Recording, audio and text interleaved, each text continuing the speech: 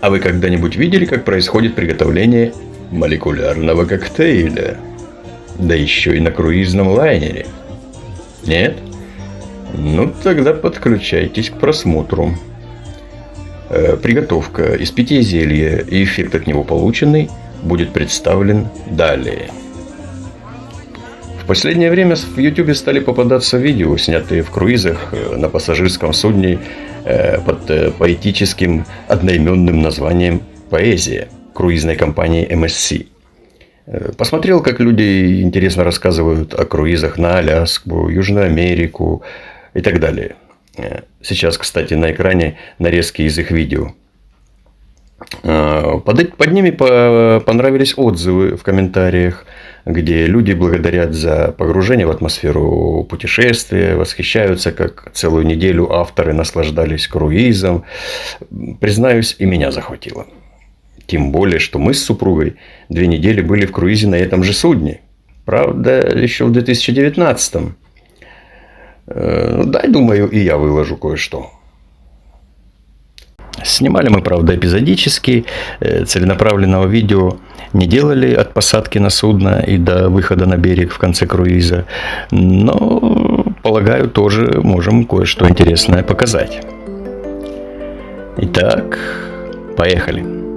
Кстати, поделитесь в комментах об увиденном, как ощущение. Круиз наш стартовал из порта на севере Германии Варнемюнде по Северной Европе. Длился 2 недели. Вот его маршрут. Он включал в себя посещение Норвегии, Дании, Швеции, Финляндии и Санкт-Петербурга в России. Наша каюта с балконом и прекрасным видом находилась на 8-й палубе в носовой части корабля. Выбрали ее мы и заказали в силу специфического расположения, где меньше всего людей. Любим спокойный ритм жизни. Даже согласны были на некий минус, заключавшийся в чуть более дальнем расположении от пищеблоков, буфетов, ресторанов и прочих злачных заведений. Зато жирок растрясался.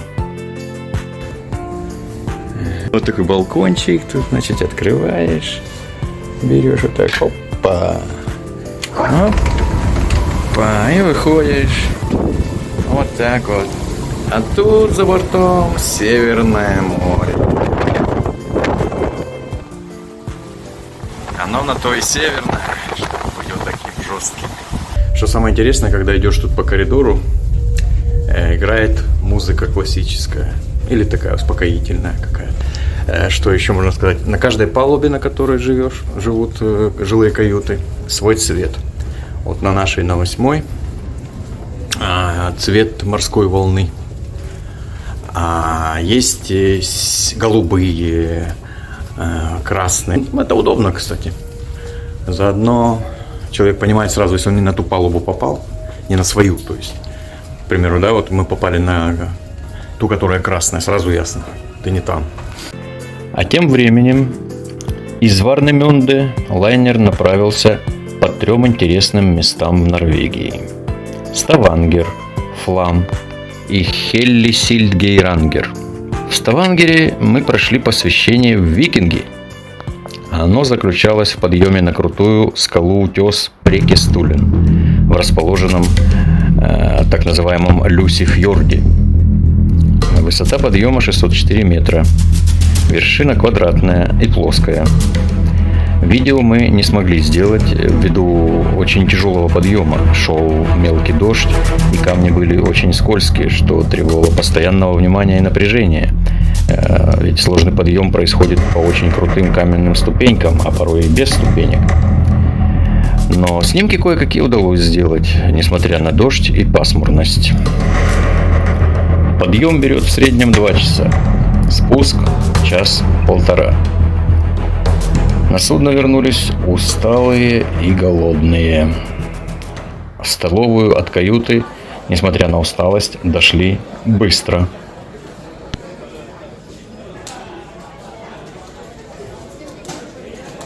Бай-бай, Ставангер. Чайки провожают.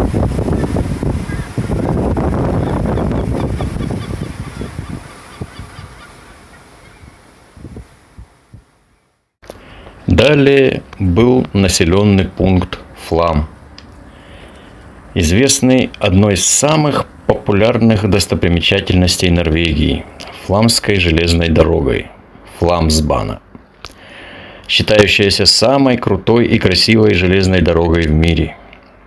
Но, к сожалению, мы туда не попали, так как билеты именно на нее и в это время были раскуплены еще до начала круиза. Этого мы не могли знать. Пришлось довольствоваться прогулкой на прогулочном суденышке или трамвайчике по близлежащим фьордам. Насладились красотами первозданной природы и свежим воздухом. Тоже хорошо.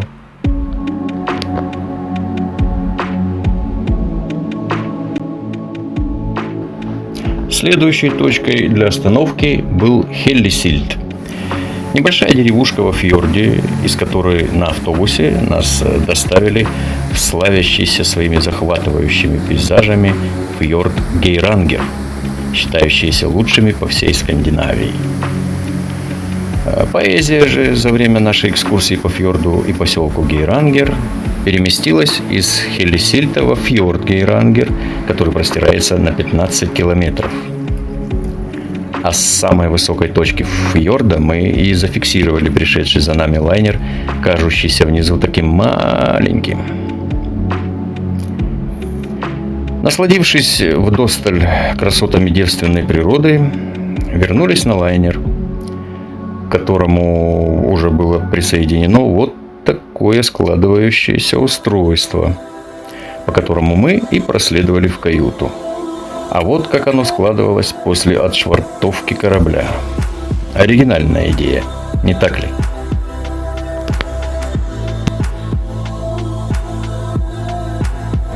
Норвежцы суровый народ. Дождь идет, а они вон на байдарках и каноэ гребут. В общем, выход из фьорда Гейрангер тоже сопровождался интересными сюжетами. Тем более, что нас там впереди поджидали 7 сестер. Что за сестры? Так называется водопад 7 сестер, состоящий из 7 отдельных потоков, за что и получил такое название. Водопад находится в 6 километрах от поселка Гейрангер, количество жителей которого около 300 человек. Как и хочется сказать, 300, Карл.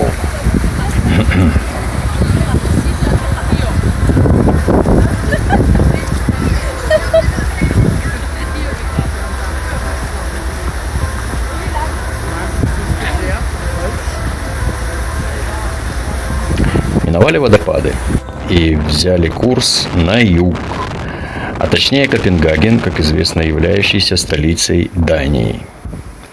Предстоял переход длительностью 1,5 суток, ну или точнее 40 часов. Вот мы решили скоротать монотонность этого перехода посещением бара с не менее поэтическим названием Пигаль Лаунж, или в простонародье бордовый бар. И не просто посетить, а посетить в связи с рекламой в ежедневном листке мероприятий на лайнере, каждый вечер разносимым по каютам, в котором предлагалось испробовать нечто фантастическое в виде молекулярного коктейля. А так как наш круиз проходил в связи с юбилеем 30-летием совместной жизни, мы и решили испробовать всего, так сказать, зелья неведанного. Процедура действа состояла в том, что приготовлять его будут чародеи, при желающих испить сие чудное зелье. Вот как это происходило в реале.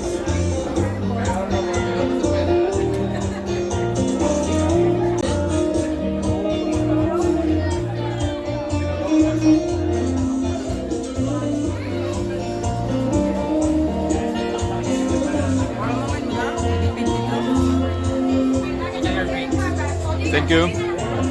Это очень алкогольный. Это я тебе отдам, я свалюсь.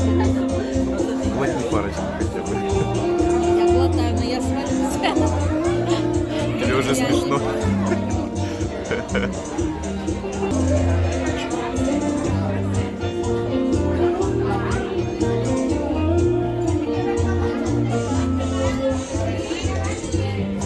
Ангина точно пройдет. Любая. Ну, отлично. Смотри, горошки какие-то получились. Лариса, это те самые молекулярные коктейли. Галя уже употребляет, теперь готовят для меня.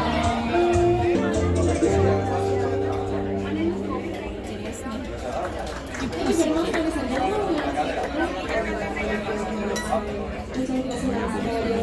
И пусики. Будем прыгать сегодня по кораблю. По поверхности. Сейчас на молекулярном. Нет, вот сейчас их вылавливают такой, как дуршлачком. Вот они, раз их туда и запихивают. Вот у меня зелененькие, вот они на дне. Сейчас посмотрим тоже. Мы потом ближе снимем, как это все выглядит. Оно как разноцветные камешки. Ух ты. Так, славненько. What do you serve? Enjoy your drink. Thank you very much. Molecular daiquiri. Enjoy your drink. Так, вот они, эти творения молекулярные. Это мой. На донышке. Да, вот так вот. Какие-то камешки А разноцветные. это Галин. Ну подождите, девушка. Вот так. Отлично. Ну, сейчас будем употреблять, потом расскажем. Итак, резюме. Коктейли вкусные. Супруга, чуть отпив из моего бокала, нашла его менее крепким, чем тот, который достался ей. И я его взял на себя, разумеется. Эффект был таков. Настроение и бодрость просто фантастические. Отклонений никаких замечено не было. Было, правда, что-то только такое вот, что словами сложно выразить. Как что-то более тонкое ощущение какое-то, что ли. Как-то так. А следующий вечер мы провели на выступлении танцевальной группы. И на утро прибыли в Копенгаген. Порт Копенгагена. Сначала обзорная экскурсия на катерке по центру города. Nachher noch während der Fahrt etwas mehr über die dänische Küche erzählen.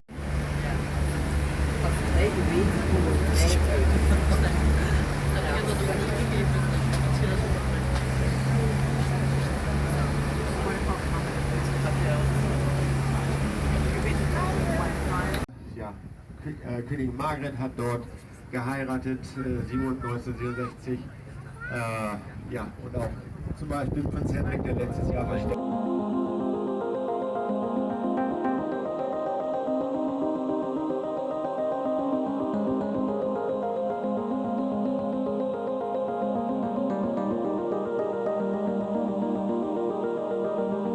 А потом в знаменитый парк Тиволи.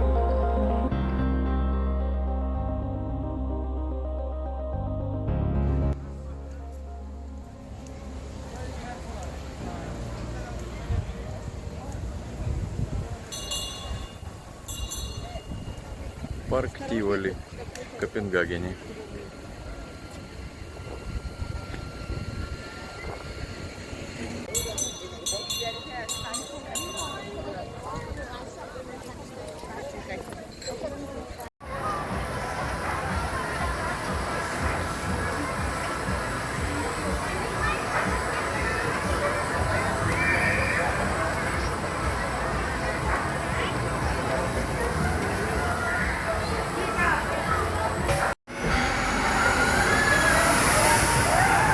Такая каруселька.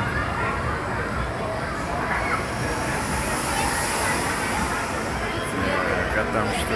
Там что-то куда-то кто-то летит. Самолеты. Это полетели самолеты. Летят они, летят. Не, я что-то не хочу летать.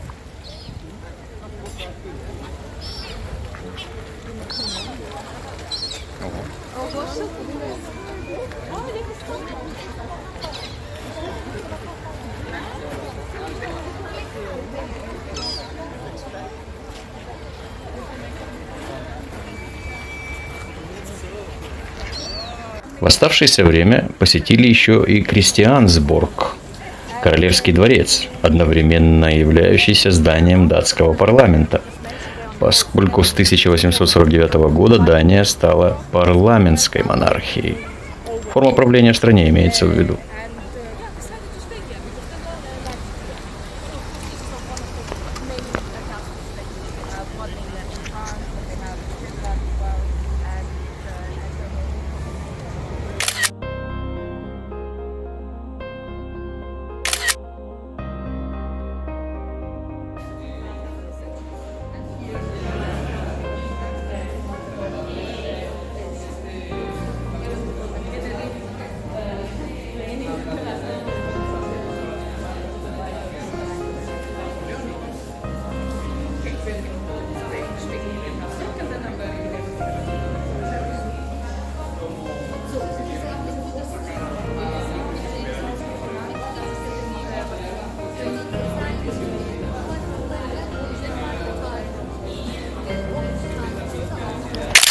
Вот так выглядит трон датского короля и королевы.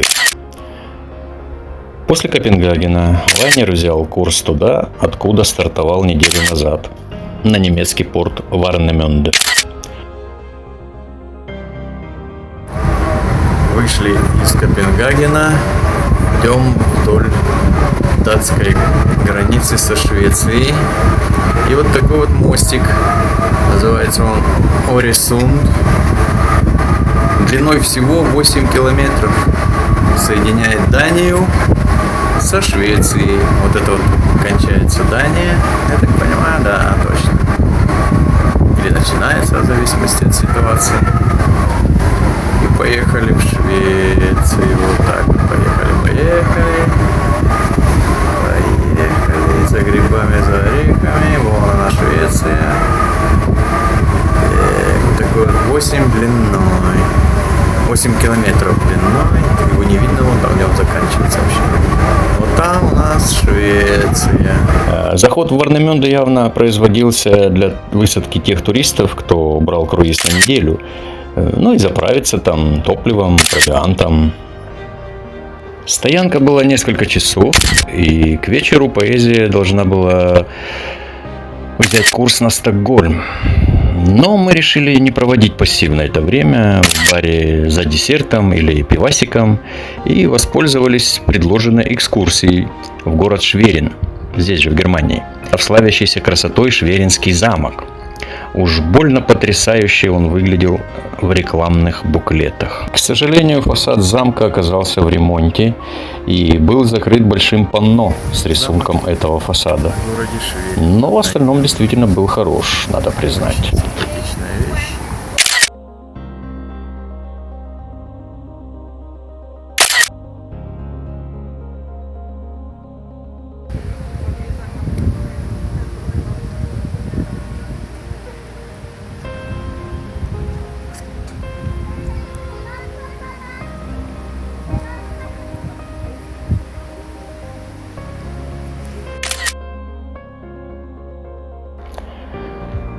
Выйдя из замка, прошлись по городу. Вернулись буквально к отходу лайнера, который взял курс на Стокгольм. А мы взяли тайм-аут в связи с напряженным периодом по энергозатратам предыдущих дней и отдыхали в каюте, без баров и прочих подобных тусовок. Переход по времени составлял 1,5 суток.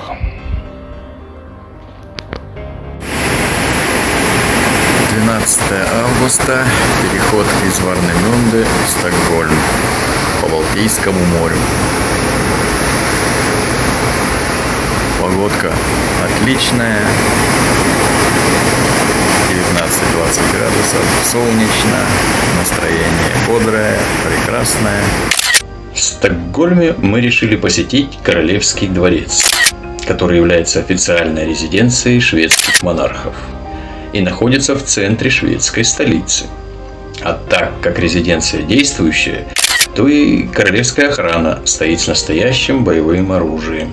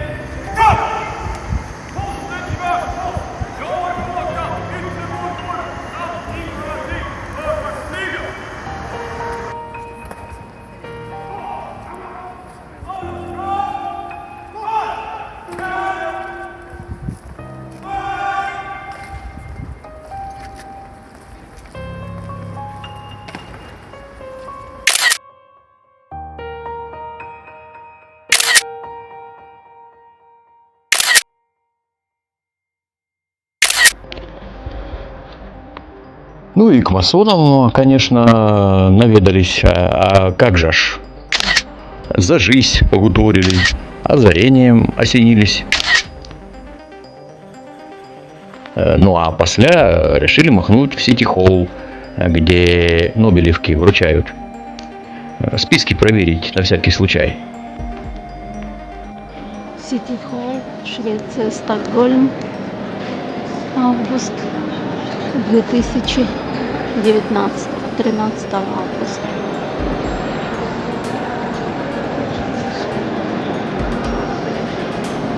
Ну, это была прихожая, так сказать. А вот зал, где проходят непосредственное вручение Нобелевки. Короче говоря, нам так и не удалось проверить списки. Сквозь такую толпу попробуй пробиться-то. Ну и ладно. Ежели и была такая, пущай фонд мира идет. А мы поехали глянуть на утопленника. Утопший Васа. Это шведский боевой корабль 17 века, затонувший в свой первый же день спуска на воду в 1628 году и пролежавший на дне 333 года. Как в той сказке. Чем примечателен? На сегодня это единственный в мире сохранившийся парусник той эпохи. Его подняли, восстановили, и теперь он хранится в специально построенном музее в Стокгольме на острове Юргарден. На этом наш вояж в Стокгольм и завершился.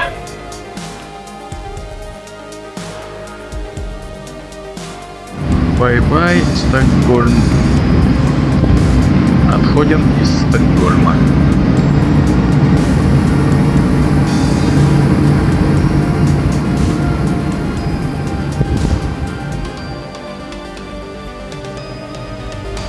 На выходе из Стокгольма очень много островков.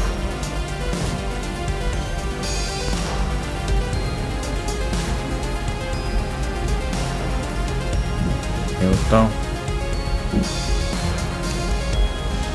через них идет другое судно какое-то.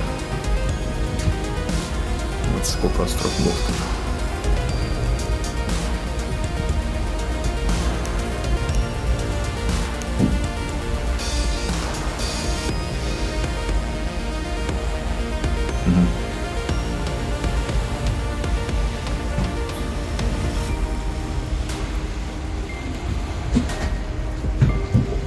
Интересно так.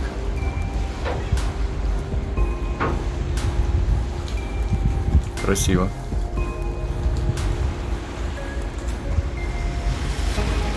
А это мы идем вперед. Впереди тоже выходит какое-то судно пассажирское.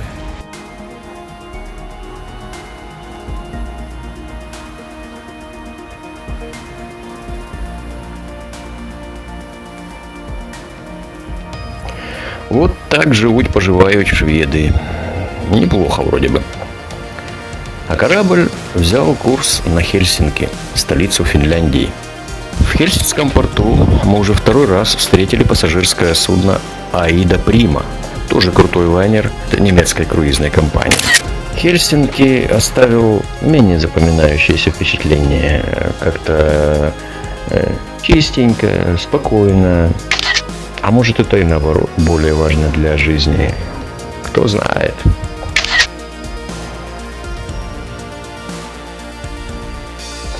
Нет, это не летающая тарелка.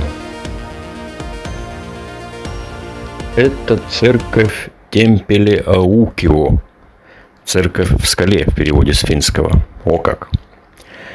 Хотя ее внешний вид скрыт внутри гранитной скалы, ее внутренний зал имеет строго круглую форму, которая увенчана эффектным медным куполом. Вот так выглядит церковь. Молельный дом, не знаю, в Хельсинки. Службу в церкви мы не застали, но акустика там замечательная. В общем, современный какой-то вариант. На то мы завершили визит в Хельсинки. Когда мы приехали в порт, Аида Прима, стоявшая рядом с поэзией, уже отшвартовалась. Ну, так она раньше и пришла.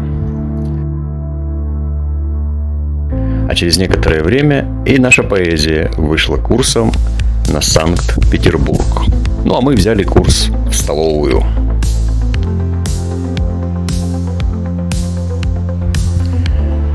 Петербург, на удивление, встретил нас солнечной погодой, что есть нечастое явление в соответствии со статистическими данными этого периода. Но мы не были расстроены этой редкостью. Мы давно хотели с супругой посетить Исаакиевский собор, и вот мы уже на пути к нему.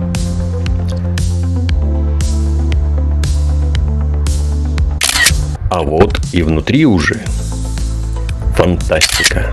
Величина огромна для стандартного нашего человечества.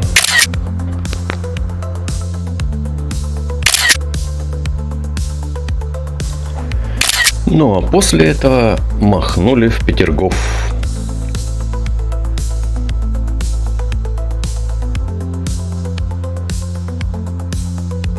Петродворец, Санкт-Петербург, 2019 So год. this room looks like transparent a bit. And especially beautiful it is at night time when it looks like hovering above the ground when all the candles are lit. And this room was used for dance. Great came to power and she was driven by origin. Красота. And as German lady, she liked both, but not so much. So she really did a mass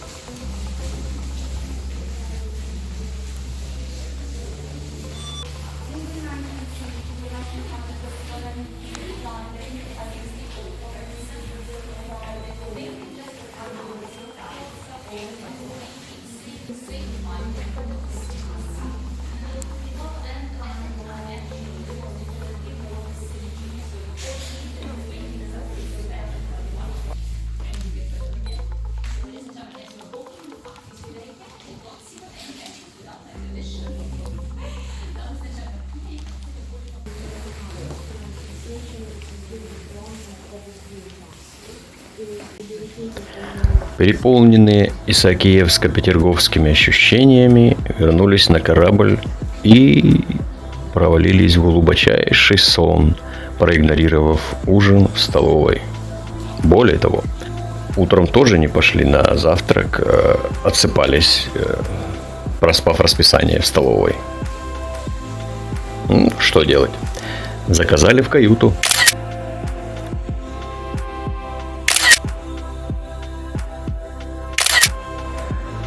А потом пошли на шлюпочную палубу растрясать жирок и разминать суставы. Ну а лайнер тем временем двигался в Копенгаген. Так уж сложилось, что этот город мы должны были посетить второй раз. Можно было и не ходить в город, но В каюте мы уже насиделись, отдохнули как следует. И по прибытию пошли. Точнее, поехали просто погулять по улочкам, ощутить датскую энергию жизни, залезть на круглую башню архитектуры 17 века, обозреть, так сказать, датское королевство сверху, зайти в гости к Гансу Христиану Андерсону в его квартире-музее, задуматься о смысле бытия под неспадающим фонтанчиком и в потоке людском, да и двигать потихоньку к месту, где ждет автобус.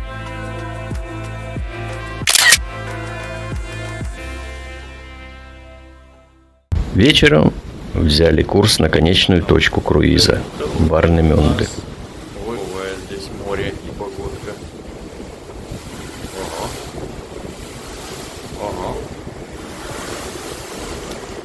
Утром прощальный завтрак и домой. Это был замечательный круиз, оставшийся в памяти навсегда. Постскриптум. Так сказать, снимок-срез жизни международного состава участников круиза из поездки в Шверинский замок. Вот на этом снимке зафиксирован интересный момент. Повернувшаяся к супруге японка угорает над китайцем, которому все никак не удавалось сделать объемный снимок замка Шверинского. А рядом с японкой ее муж. Далее американка, русскоговорящая. Я, русскоговорящий, ныне не россиянин. И еще там кто-то испаноязычный, кажется, выглядывает. В чем соль этого снимка? Вот это очень и трогало во время путешествия. Обстановка доброжелательности и отсутствие неприязни всех ко всем на протяжении 2 недель круиза.